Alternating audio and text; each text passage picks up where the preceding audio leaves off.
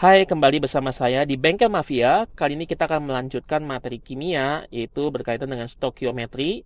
Nah, teman-teman, stokiometri ini materi yang penting yang merupakan salah satu fondasi juga ya di dalam perhitungan reaksi kimia. Nah, stokiometri ini artinya apa? Ilmu yang mempelajari hubungan relasi kuantitas ya, kuantitatif antara pereaksi dengan hasil reaksi yang dihasilkan gitu ya. Jadi dari reaksi memunculkan hasil reaksi ya. Nah, itu perhitungannya seperti apa? Nah, kita menggunakan stokiometri. Ini akar katanya dari bahasa Yunani. Stokion itu adalah elemen atau unsur.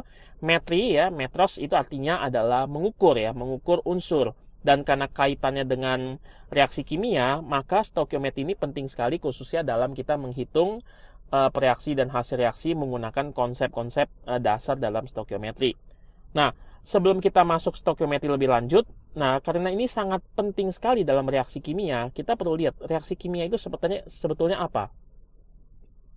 Reaksi kimia itu merupakan interaksi antara atom-atom ya dari berbagai senyawa yang direaksikan. Jadi ketika senyawa satu bereaksi dengan senyawa yang lain, terjadi interaksi antar atom-atomnya. Jadi sebenarnya reaksi kimia itu apa? Reaksi kimia itu sebenarnya penyusunan ulang atom-atom daripada senyawa membentuk senyawa yang lain. Jadi atom-atomnya tidak hilang, atom-atomnya tidak muncul mendadak gitu ya ketika munculnya hasil reaksi. Itu hanya penyusunan ulang. Jadi di situ terjadi interaksi antara atom-atom. Tetapi ada satu problem. Atom-atom itu ukurannya terlalu kecil. Ini ekstrim ya kan? Nah, teman-teman bisa menonton video saya mengenai bilangan berpangkat. Saya ada membahas khusus untuk bilangan berpangkat. Itu aplikasinya adalah untuk kasus yang ekstrim, misalkan untuk atom-atom. Makanya nanti dalam menganalisa stokiometri, nanti akan muncul misalkan jumlah partikel itu 10 pangkat 20, 10 pangkat 23, ya kan kita tuliskan dalam bilangan berpangkat. Atom-atom karena ukurannya terlalu kecil, ekstrim kecil, maka tentu saja kita perlu standar ya. Kita perlu memperhatikan masalah standar. Misalkan di sini. Ini ada 12 benda. 1, 2, 3, 4, 5, 6, 7, 8, 9, 10, 11, 12. Nah, 12 benda ini bisa kita tuliskan menjadi satu lusin ya, sebagai menggantikan 12 buah. Nah, bagaimana kalau misalkan 144 buah? Ini bisa kita tuliskan dalam bentuk 12 lusin. Jadi perhatikan di sini angkanya tadi 3 digit bisa menjadi 2 digit. Jadi ini lebih sederhana gitu ya. Nah, teman-teman, penggunaan masalah standar atau satuan ini penting sekali. Mengapa? Karena dalam pembicaraan sehari-hari pun kita juga menyadari pentingnya hal ini untuk penyederhanaan masalah. Misalkan, kamu lagi mau kemana? Saya mau ke Bandung. Oh ya, jarak Jakarta-Bandung berapa? Saat itu kita akan menggunakan angka sekitar ratusan kilometer kan? Sekitar 150 sampai 200 kilometer. Kita tidak menggunakan satuan sentimeter. Mengapa? Karena teman-teman kalau menggunakan satuan sentimeter untuk mengukur Jakarta ke Bandung itu angkanya terlalu rumit. Tapi kalau teman-teman menggunakan kilometer itu angkanya hanya beberapa digit. Jadi itu salah satu contohnya. Contoh yang lain misalkan teman-teman mengukur atau mengatakan masalah misalkan volume daripada air galon. Kita akan menggunakan liter bukan misalkan mililiter. Oke? Nah, jadi bagaimana kalau misalkan kita menemukan satu masalah seperti ini? Bagaimana dengan 12,0400000000 sejumlah atom? Waduh, ini angkanya juga rumit nih, terlalu banyak. Ini bisa kita tuliskan lebih ringkas 12,04 10 4 23 atom, atau kita tuliskan lebih singkat lagi. Ini artinya 2 mol. Jadi 2 mol daripada unsur atau senyawa tersebut artinya adalah sebanyak ini. Nah, ini lebih ringkas kan? Itu sebabnya dalam stokiometri, khususnya karena ini menghitung reaksi kimia yang ada kaitannya dengan atom-atom atau jumlah atom-atom yang angkanya terlalu ribet seperti ini, terlalu rumit, maka kita menggunakan satuan yang lain yaitu 2 mol yang adalah satuan daripada banyaknya zat. Jadi ini akan menguntungkan kita sehingga kita lebih efektif dan efisien di dalam kita melakukan perhitungan reaksi kimia. Oke? Nah, sekarang apa artinya 1 mol? 1 mol adalah jumlah zat sebanyak 6,02 kali 10 pangkat 23 partikel. Mungkin teman-teman akan nanya, mengapa nggak 10 pangkat 20? Mengapa nggak kayak langsung aja 10 pangkat 50? Ini nggak ada angkanya, ini 1 ya, 1 kali 10 pangkat 50. Kan lebih gampang, lebih enak hafalnya ya kan? Kenapa di sini 6,02 kali 10 pangkat 23 partikel? Nanti saya akan jelaskan angka ini didapatkan dari mana dan di sini ada masalah praktis di sini. Mengapa 1 mol digunakan angkanya adalah 6,02 10 4 23 partikel. Konversinya adalah ini. Mengapa tidak angka yang lain? Karena justru dengan angka yang ini akan memudahkan kita di dalam menghitung dalam konteks stokiometri gitu ya. Jadi sekali lagi tolong diingat 1 mol itu 6,02 kali 10 pangkat 23 partikel.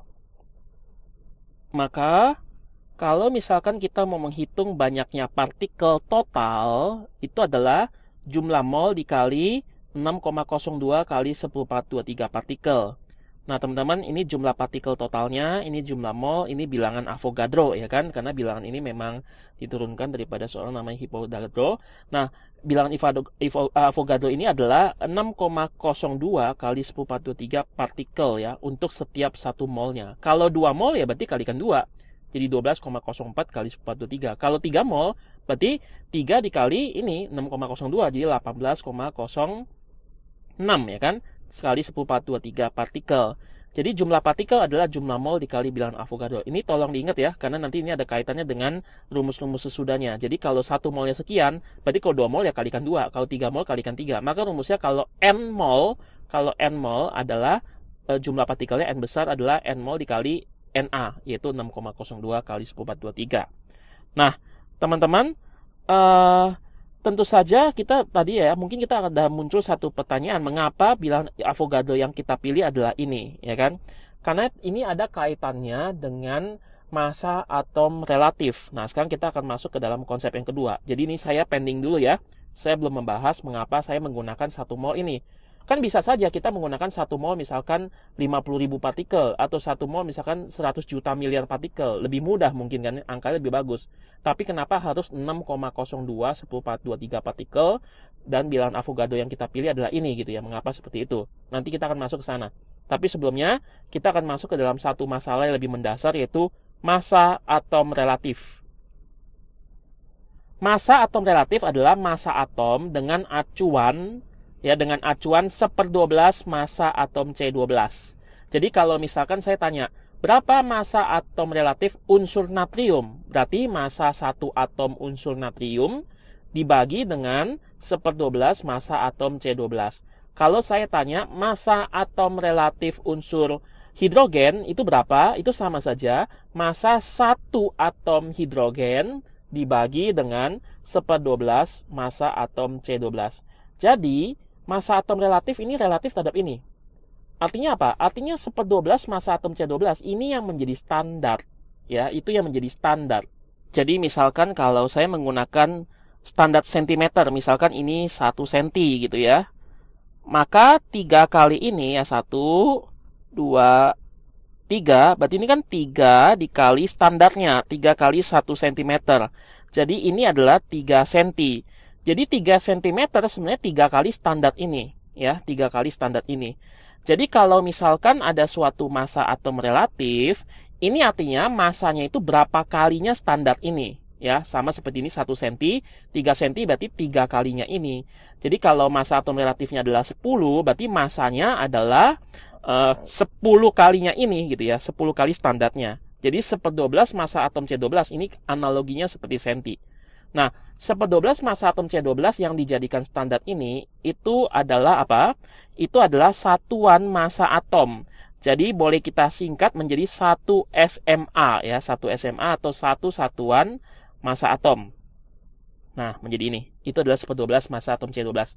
Mengapa standar yang dipilih adalah 1/12 massa atom C12? Mengapa bukan massa atom hidrogen misalkan? Atau misalkan massa atom oksigen?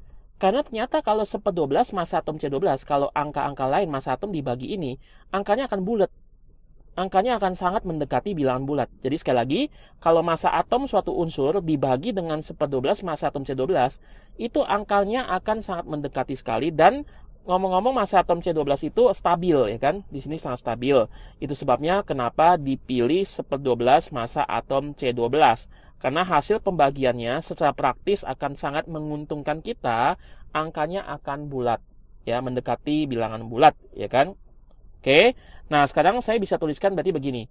Nah, massa 1 atom C12 seperti yang sudah diketahui ya dari hasil percobaan dari lab, 1,99268 kali 10⁻23 gram. Berarti 1 SMA apa? 1 SMA berarti 1/12-nya ini kan? 1/12 dikali massa 1 atom C12 menjadi berapa? menjadi ya 1,99, 1268, 10,3 dibagi 12, ya kan? Nah, sekarang saya mau ambil satu contoh. Misalkan AR daripada hidrogen. Massa atom relatif daripada hidrogen adalah massa satu atom hidrogen dibagi ini, 1/12 kali 1,99268 kali 10⁻23 gitu ya. Dan ternyata ini hasilnya adalah 1. Nah, bagaimana kalau massa atom relatif oksigen gitu ya?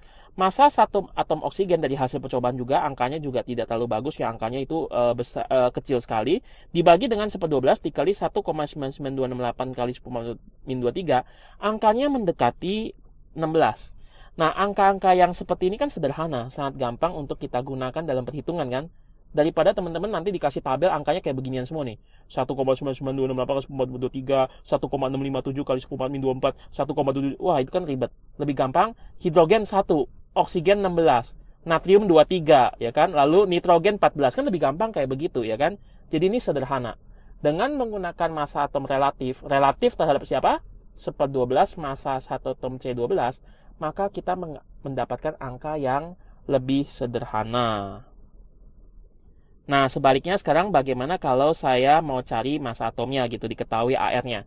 Misalkan teman-teman mencari ya di situ ya, dari tabel itu diberitahukan massa atom relatif helium ya, helium.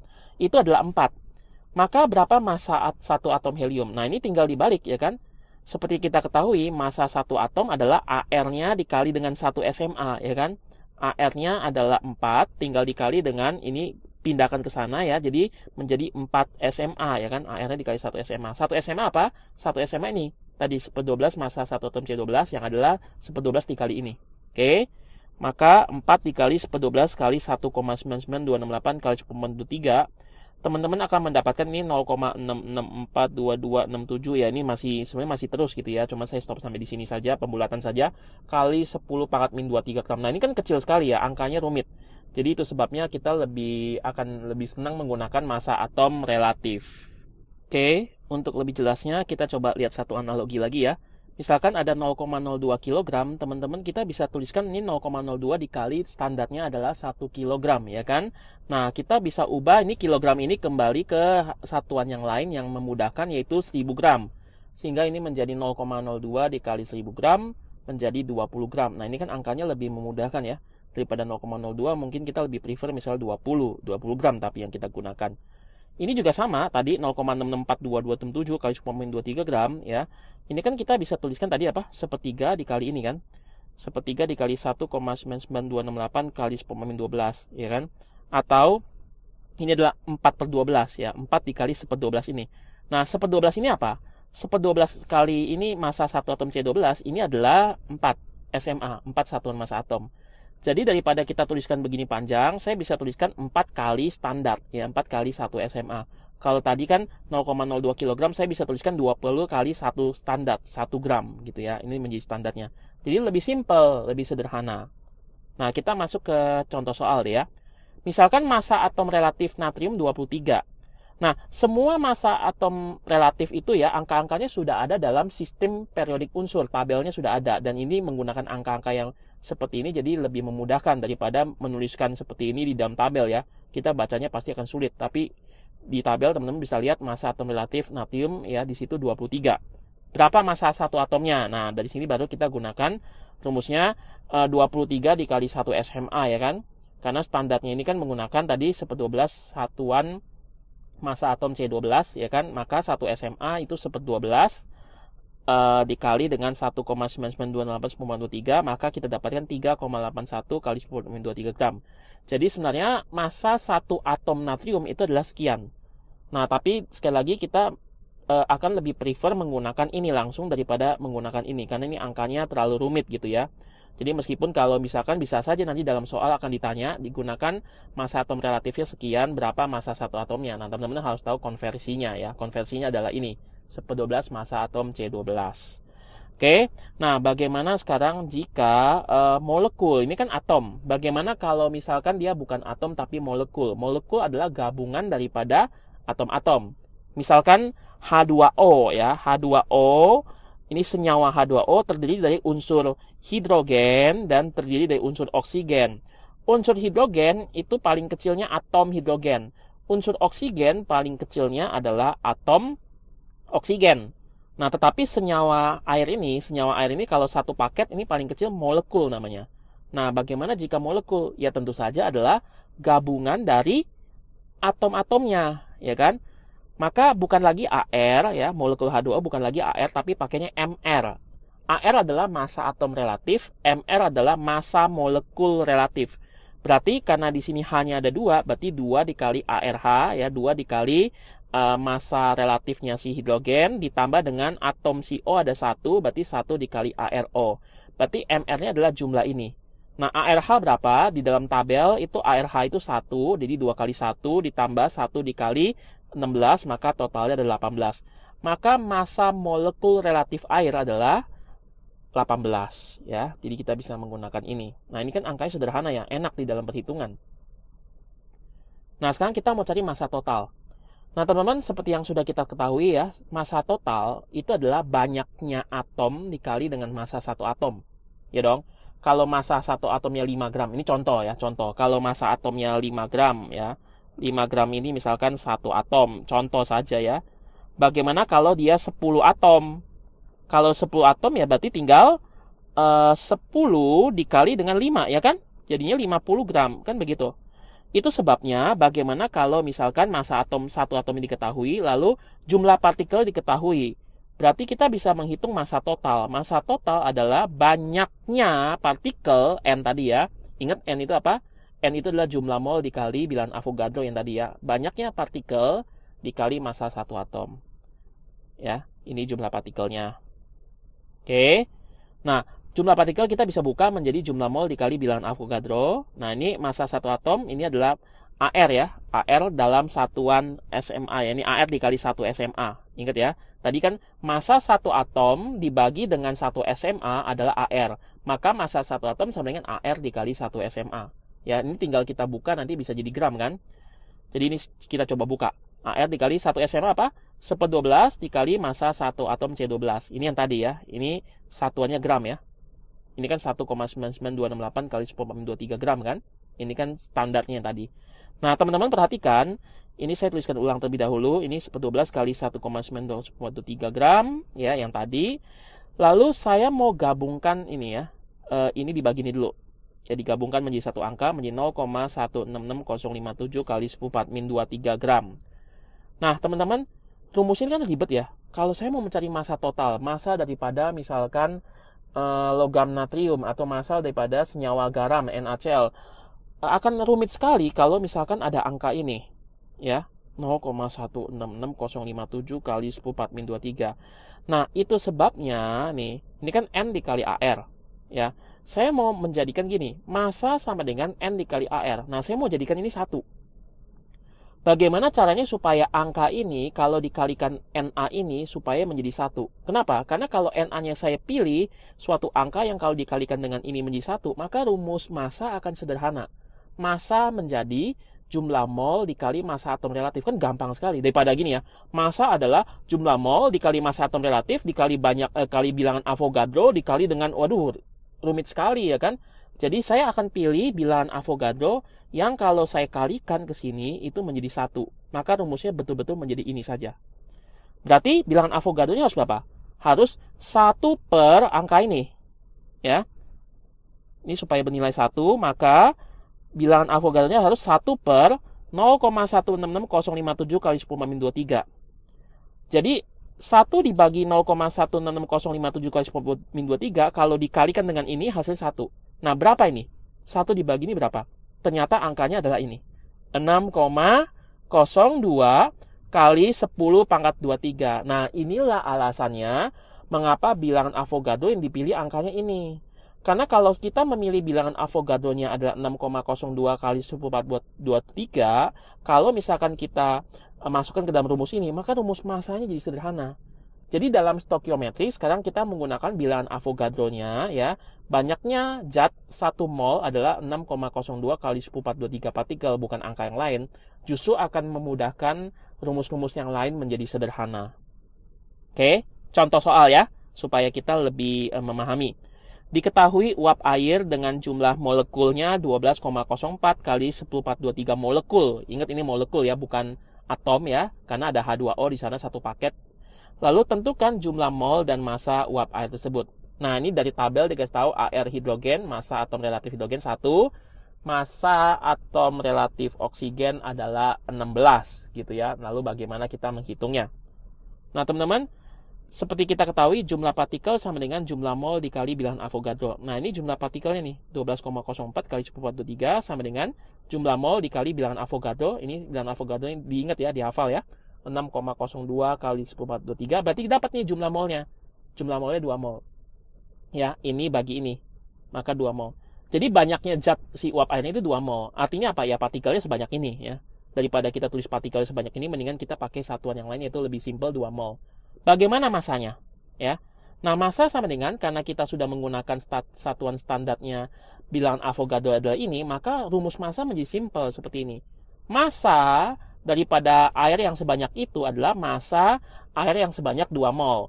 Massa air yang sebanyak 2 mol adalah massa sama dengan jumlah mol dikali MR-nya, yaitu 2 dikali MR air. Nah, MR air apa teman-teman? MR air itu adalah terdiri dari 2 atom hidrogen lalu 1 atom oksigen. Nah, 2 atom hidrogen, 2 kali 1 ditambah 1 atom oksigen yang adalah 1 dikali 16, yaitu 18.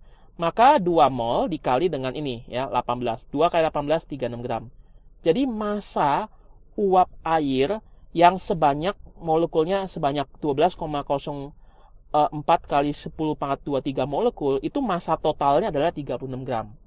Lihat teman-teman ya, ini rumusnya sangat simpel sekali. Coba bayangkan kita pakai rumus yang lain. Misalkan begini, 12,04 kali 10⁴23 molekul air. Nah, ini ada berapa gram? Nah, kita pakai misalkan yang manual ya, yang biasa gitu ya.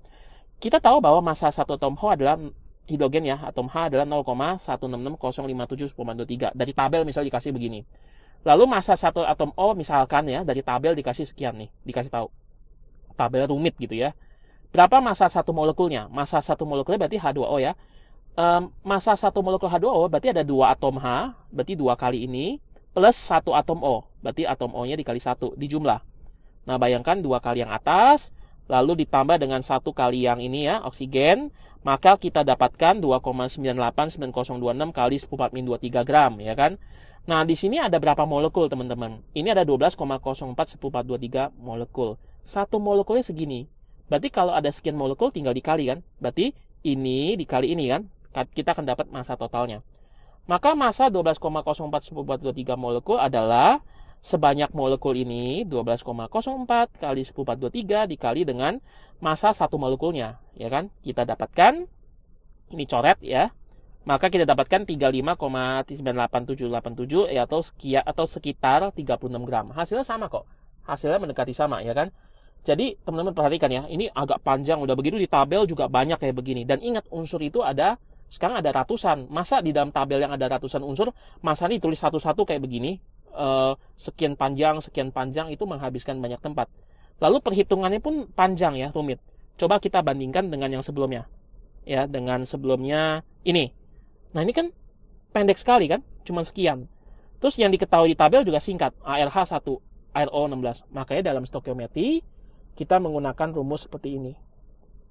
Oke, jadi kita sudah menghitung ya, kita sudah menurunkan juga apa itu jumlah mol gitu, definisinya seperti apa, lalu bagaimana menghitung massa. Sekarang kita lanjut ke hal yang lain. Nah, teman-teman, sekarang kita akan masuk kepada molaritas atau konsentrasi. Jadi untuk reaksi kimia itu seringkali juga digunakan di dalam bentuk larutan ya kan, dalam bentuk larutan. Itu sebabnya perlu definisi yang namanya kepadatan ya, kepadatan atau tingkat keenceran atau tingkat kepekatan. Ini namanya molaritas atau konsentrasi. Nah, simbolnya adalah M besar, bukan ini ya, bukan M kecil. M kecil biasa massa ya. M besar adalah jumlah mol per volume ya, jumlah mol per volume. Nah, jumlah mol ini apa? Ini jumlah mol yang dilarutkan ke dalam pelarut. Jadi misalkan garam di dalam air, berarti itu jumlah mol garamnya. Lalu ini volume ini apa? Volume larutan total. Ini adalah air termasuk semuanya gitu ya. Misalkan ini ada 4 zat ya, 4 banyaknya zat ada 4 gitu ya, dimasukkan ke dalam 100 ml. Jadi ini ada 4 di dalam 100, ya kan? Maka konsentrasinya 4/100 gitu ya. Kurang lebih gambaran begitu. Tapi ingat satuannya atasnya harus mol, ini bawah itu satuannya biasa apa? Liter ya, satuan liter. Di dalam kimia ini tentu saja berbeda dengan fisika ya. Massa pun satunya dalam gram dalam kimia ya. Jadi tidak menggunakan kilogram. Ini adalah mol ya, ini adalah liter. Jadi molaritas satuannya adalah mol per liter ya kan. Nah, sekarang teman-teman tadi ada 4 dimasukkan ke dalam 100 menjadi 4/100. Bagaimana kalau jumlah zatnya kita tambahkan? Ya, jumlah zatnya kita tambahkan menjadi banyak. Oke. Nah, jadi sekarang ini zatnya kita tambahkan banyak, airnya nggak berubah. Maka konsentrasinya sekarang zatnya itu ada 20. Jadi 20/100. Perhatikan ini makin pekat. Ya, makin makin banyak gitu zat dalamnya, itu kita sebut makin pekat. Atau bisa juga ini jumlah zatnya kita nggak ubah, yang kita tambah airnya. Ini berarti kita melakukan pengenceran.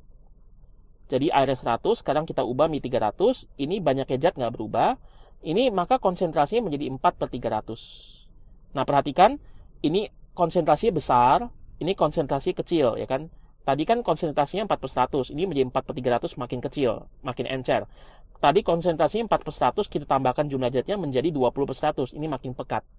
Maka konsentrasi makin besar, berarti makin pekat. Konsentrasi makin encer gitu ya, berarti dia makin kecil konsentrasinya.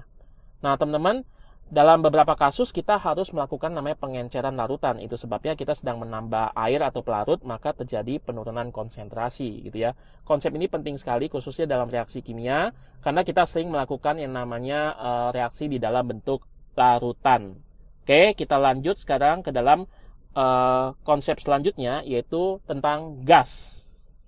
Banyak reaksi juga berkaitan dengan fase gas ya. Itu sebabnya sekarang kita akan mempelajari sifat-sifat gas ideal sedikit ya kan, karena ini berkaitan juga dengan stokiometri. Nah, teman-teman, gas ideal itu berlaku bahwa gas apapun ya, tekanan pada saat tertentu dalam ATM ya, ini dalam kimia pakainya ATM, dikalikan dengan volume dalam liter, ternyata sama dengan jumlah mol banyaknya zat dikali dengan konstanta gas ideal dikali dengan suhu dalam Kelvin. Ya. Nah, R-nya ini adalah, harus dihafal ya, untuk dalam kimia ini 0,082 atm liter per mol per Kelvin ya. Jadi, kalau teman-teman ingin mengetahui misalkan berapa tekanannya sih saat volumenya sekian, saat suhunya sekian, nah gunakan rumus ini ya. Nah, pada STP, nanti seringkali dalam reaksi kimia itu ada istilah STP. STP standar temperature and pressure. Berarti suhu dan tekanan standar. Artinya kalau STP suhunya 0 derajat, tekanannya 1 atm. Sekali lagi, kalau teman-teman menemukan istilah STP, standard temperature and pressure, artinya apa? Suhunya itu harus dalam 0 derajat, tekanan ruangannya berarti dalam 1 atm. Itu sebabnya sekarang kalau suhunya 0 derajat, berarti Kelvinnya berapa? Celsius ke Kelvin tambahin 273. Berarti rumus ini T-nya sekarang adalah 273. 0 tambah 273. Lalu tekanannya berapa kalau STP? STP 1 atm, berarti 1 dimasukin di sini ya. Maka 1 kali V sama N dikali 0,082 dikali 273. Kita akan dapatkan volume sama dengan jumlah mol kali 22,4. Artinya apa? Artinya untuk gas apapun, kalau ruangannya itu ya, suhu ruangnya adalah 0 derajat Celcius, tekanan gasnya 1 atm, pasti volumenya tinggal jumlah mol dikali 22,4. 1 mol gasnya berarti volumenya 224, liter. Kalau jumlah zat daripada gasnya 2 mol, maka volumenya 2 kali 22,4. Kalau jumlah banyaknya zat itu adalah 3 mol, maka 3 dikali 22,4 liter. Itu adalah volume gasnya. Jadi volume gas betul-betul angkanya ini. Asalkan 0 derajat Celcius dan 1 atm. Bagaimana kalau RTP, suhu ruangan, ya kan? Bukan suhu standar, tapi suhu ruangan. Room temperature and pressure. Room. Suhu ruangan biasanya 25 derajat. Jadi ingat kalau standar itu 0, kalau room temperature and pressure itu 25 derajat. Berarti 25 tambah 273. Tekanannya 1 atm, masukkan ke dalam rumus ini. Maka kita dapatkan V sama dengan jumlah mol kali 24,4. Jadi ini khusus gas ya teman-teman ya. Tidak berlaku untuk yang lain. Dan suhu sama tekanannya harus secara khusus memenuhi spesifikasi ini. Maka bisa gunakan ini. Bagaimana kalau suhunya lain? Nggak 0 derajat, nggak 25. Ya pakai rumus ini aja langsung ya kan. Ini kan untuk kasus khusus. Jadi biar lebih cepat gitu ya. Oke. Nah, sekarang pada suhu dan tekanan yang sama, itu berarti kita menemukan satu kesimpulan yang unik dari sifat gas ideal ini. Gas pertama, misalkan P1 kali V1 sama N1 kali R1 T1 ya. Gas pertama di ruangan yang lain gitu ya. Lalu ada gas 2 di ruangan yang lain juga, P2, V2 sama N2 kali R kali T2. R-nya sama nggak? Sama. Namanya juga konstanta gas ya kan. Nah, sekarang bagaimana kalau temperatur sama pressure sama untuk kedua gas ini? Suhunya sama, tekanannya sama. Nah, kita coba bandingkan ya. Saya bagi ini dengan ini. P1 kali V1 sampai P2 kali V2 sama dengan sebelah kanan di bagian sebelah kanan ini. Dapat ini. Kalau T dan P-nya sama, berarti P-nya kecoret. P1 sama P2 sama, T-nya juga sama, kecoret ya kan? Habis dibagi. T-nya juga sama. Kita dapatkan, berarti V1 bagi V2 banding V2 sama dengan N1 banding N2. Karena R-nya juga kecoret. Ya kan? Berarti perbandingan volume suatu gas sama aja perbandingan jumlah mol suatu gas. Asalkan suhu dan tekanannya sama. Ini penting sekali karena nanti untuk menghitung beberapa kasus ya, nanti akan diberikan suatu gas ya, diberikan misal suhu dan tekanan yang sama, ada informasi tertentu, kita bisa menggunakan ini. Perbandingan jumlah volumenya untuk gas yang satu dengan gas yang lain sama aja perbandingan banyaknya zat gas satu dengan gas yang lainnya. Oke, sekarang kita mendapatkan ringkasannya. Kita akan review sedikit ya dari 4 yang sudah kita bahas. Yang pertama jumlah mol. Jumlah mol itu center, ya ini penting sekali karena sekali lagi dalam stoikiometri kita tidak lagi menggunakan misalkan lusin atau misalkan banyaknya zat, misalkan jumlah rim gitu ya. Kita menggunakan jumlah mol karena banyaknya atom itu ekstrim, makanya kita menggunakan konsep mol. Dari mol ini kita bisa cari apa? Kita bisa cari jumlah partikel. Jumlah partikel N adalah jumlah mol dikali bilangan Avogadro 6,02 kali 10 pangkat 23. Selain itu jumlah mol kita ketahui kita bisa juga mencari masanya.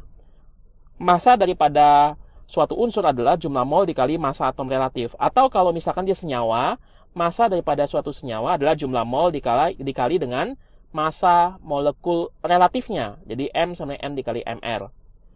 Lalu untuk larutan, misalkan fase daripada zatnya itu adalah larutan ya, maka molaritas adalah jumlah mol dibagi volume larutan. Jumlah mol yang dilarutkan ke dalam dibagi volume larutannya.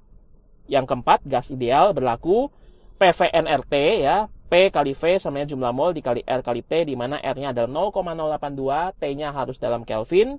Lalu kalau STP, khusus ingat standar temperatur pressure, maka volume gas adalah jumlah mol kali 22,4.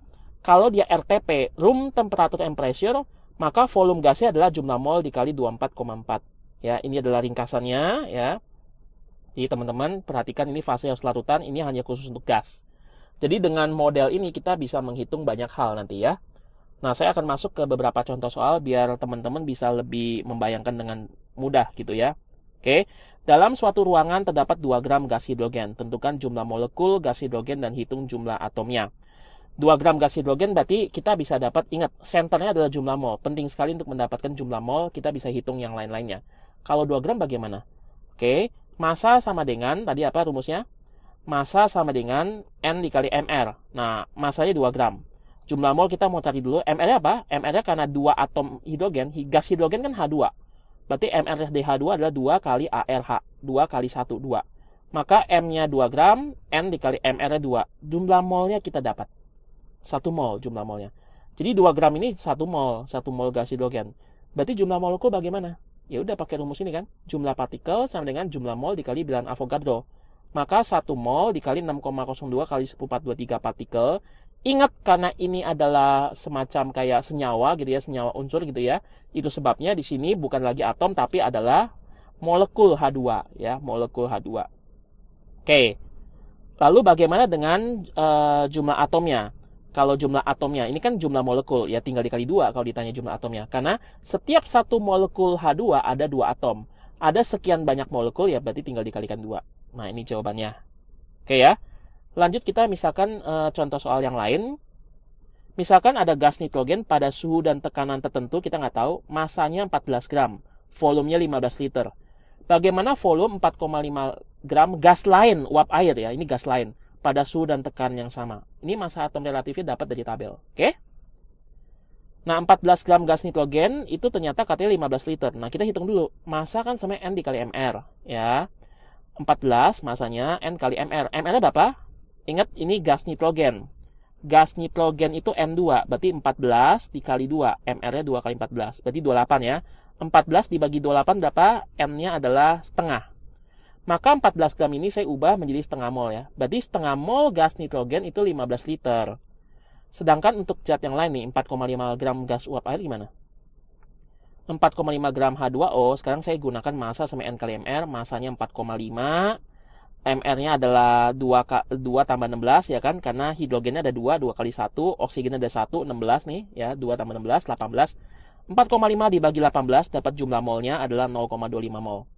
Nah, ini kita bisa bandingkan ya. Tadi ingat ya, pada suhu dan tekanan yang sama kan PVNRT dibagi PVNRT, P sama T-nya kecoret menjadi jumlah mol dibandingkan sama dengan jumlah volumenya. Anggap ini X ya. Berarti 0,25 dibagi dengan 0,5 sama aja X dibagi dengan 15. Ini perbandingan jumlah mol sama dengan perbandingan jumlah volume untuk gas pada suhu dan tekanan yang sama. Ingat tadi kesimpulan ya. Maka ini saya kalikan ke sana menjadi X ya. Ini kan setengah ya. X 15, jadi saya kalikan ke sana menjadi X sama dengan 7,5 liter. Nah, teman-teman perhatikan ini. Kalau misalkan tadi 0,5 mol ini ya, itu ada 15 liter. Ini kan berlaku untuk gas apapun ya, nggak cuma gas nitrogen. Untuk gas H2O juga sama, uap air. Untuk gas oksigen juga sama. Untuk gas misalkan helium juga sama. Asal suhu dan tekanan yang sama pasti berlaku ini. Ya, berlaku ini. Berarti 1 molnya berapa? 1 molnya berarti ini kalikan 2, ini kalikan 2. Berarti setiap 1 mol 30 liter. Ya. Jadi untuk suhu dan tekanan yang sama untuk soal ini ya, saya nggak tahu sih suhu dan tekanan berapa, ini bisa dicari ya, mungkin bisa dicari gitu ya. Kalau misalkan suhunya 0 derajat, tekanannya 1 atm, pasti 1 molnya berapa? 1 molnya pasti 24,4 liter, ingat STP. Tapi ini 1 mol 30 liter. Berarti untuk suhu dan tekanan yang sama, 1 mol 30 liter, itu tidak hanya berlaku untuk gas hidrogen, tapi berlaku untuk semua gas apapun. Oke ya? Oke? Saya sudahi video saya sampai di sini. Tetaplah tonton video saya di Bengkel Mafia agar makin mengenal dan makin mendalami yang namanya konsep-konsep kimia. Salam semangat!